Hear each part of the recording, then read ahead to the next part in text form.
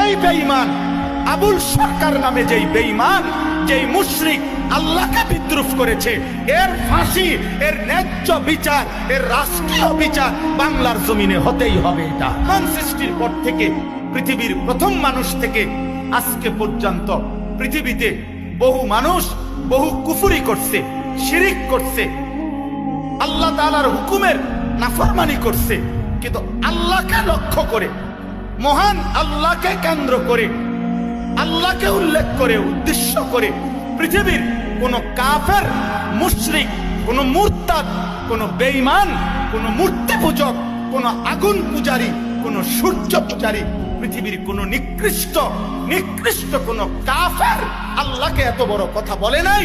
এই মানিকগঞ্জের আবুল সরকার নামে ওই বাউল বেঈমান আল্লাহকে যে পরিমাণ কথা বলেছে,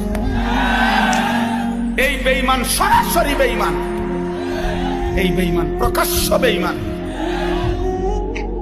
মহান আল্লাহকে লক্ষ্য করে কোন মূর্তি পূজক এত বড় কথা বলে, কোন মুশরিক এত বড় কথা বলে নাই, কোন বেঈমান এত বড় কথা বলে নাই। আপনাদের আমার বলার মতো ক্ষমতা নাই। ওই বেঈমান এটা কি বলছে মুখ দিয়া, এটা আমার মতো বলার মতো জবান নেই।